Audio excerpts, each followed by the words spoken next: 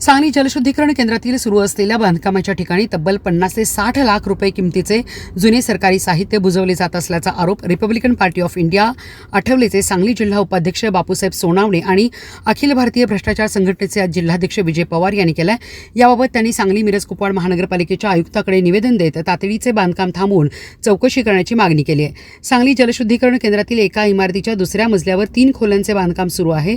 या बांधकामाच्या खाली सन 1958 सालातील जुने कास्ट आयरनचे मोठे पाईप आणि पितळी कॉक वॉल असल्याचे निवेदनात नमूद करण्यात आले।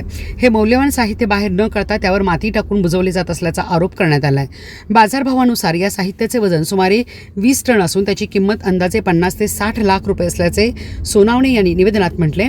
बांधकाम पूर्ण झाल्यानंतर पाईप काढण्याचा दावा केला जात असला तरी पक्के बांधकाम झाल्यानंतर जमिनीखालील हे पाईप काढणे कठीण होणार असल्याचे त्यांनी नमूद केले।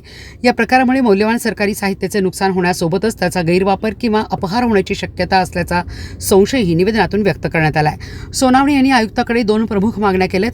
जुने साहित्य सुरक्षितपणे बाहेर काढून त्याची नोंद करावी आणि संबंधित बांधकाम तातडीने थांबवावे, तसेच साहित्याचा पंचनामा करून ई लिलावाद्वारे त्याची विक्री करावी आणि त्यातून मिळणारा निधी महानगरपालिकेच्या तिजोरीत जमा करावा अशी मागणी करण्यात आली आहे। या संपूर्ण प्रकरणाची चौकशी करून दोषीवर तात्काळ कारवाई करावी अशी मागणी रिपब्लिकन पार्टी ऑफ इंडिया आठवलेचे सांगली जिल्हा उपाध्यक्ष बापूसाहेब सोनावणे आणि अखिल भारतीय भ्रष्टाचार संघटना जिल्हा अध्यक्ष विजय पवार यांनी केली आहे।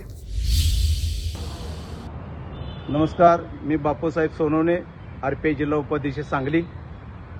मी काल फिरत गेलो होतो जलसंधारण ऑफिसला, जलशुद्धीकरण ऑफिसला मुलांनी साहेब आहे तिथं गेलो होतो काल। गेल्यानंतर तिथं आत बघितलं तर एक काम चालू होतं।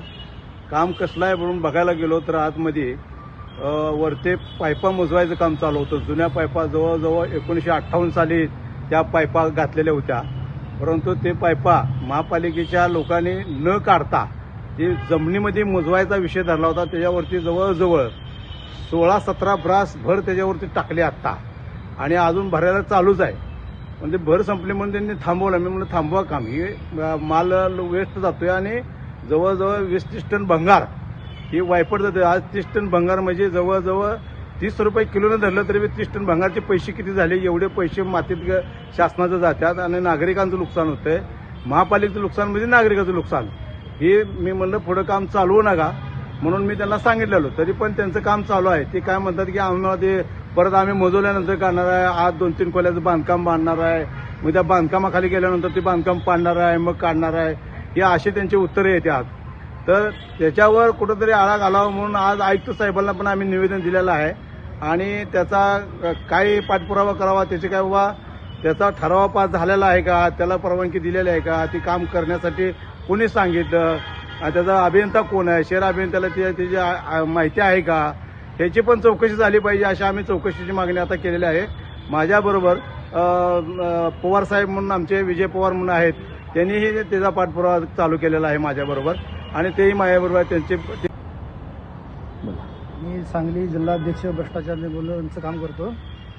काल आम्ही जलभवन हिराबा कॉर्नर येथे गेलो असताना ते काम चालू असलेलं पाहिलं, तर ते जलशुद्धीकरणाच्या मोठमोठ्या पायपा झाकण्याचं काम चालू होतं। तिथं जवळजवळ 2 दिवसात त्यांनी 16 ब्रास मुरुम टाकून त्या पायपा मुजवायचं काम केलेलं आहे। तर आम्ही तिथं काम थांबवलं आहे। त्यांना सांगितलेलं आहे की पूर्ण चौकशी झाल्याशिवाय काम चालू करावं नका, तर आज ते काम थांबलेलं आहे। तरी देखील आयुक्तांची व शहर अभियंता यांची परवानगी घेतलेली आहे की नाही शाखा अभियंत्याने हे आम्हाला माहीत नाही। त्यांच्या निर्दर्शनास ही गोष्ट आम्ही आणून देणार आहोत।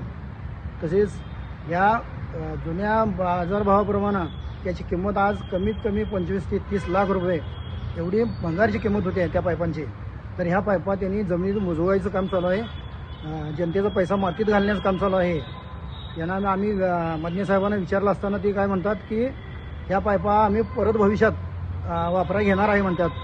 हे आम्हाला काही हे शक्य वाटत नाही, कारण गेल्या 10 वर्षामध्ये जल शुद्धीकरण केंद्र हे बंद आहे आणि हे पुढच्या काळात ह्या पायपा काढू शकत नाहीत, कारण तिथं 5 खोल्याचं बांधकाम मंजूर केलं आहे। 5 खोल्याचं बांधकाम त्या पायपा झाकून त्याच्यावर चालू केलेलं आहे। त्यांनी ठेकेदाराला काम दिलंय, तर त्या कामाची आम्ही पूर्ण माहिती मागितलेली आहे। कोणत्या ठेकेदाराला काम दिलंय, भीड आणि लोखंड आहे म्हणून सांगा। पूर्ण सगळ्या त्या पायपामध्ये लोखंड, भीड आणि पितळी हॉल आहेत। तर त्याची किंमत कमीत कमी 30-40 लाखाच्या पुढची किंमत आहे आणि ह्या कामाची चौकशी झाल्याशिवाय त्याने पुढचं काम चालू करू नये असे सर्व जनतेच्या वतीनं व आमच्या भ्रष्टाचार निर्मूलन संघर्ष समितीच्या वतीनं मी विनंती करतोय.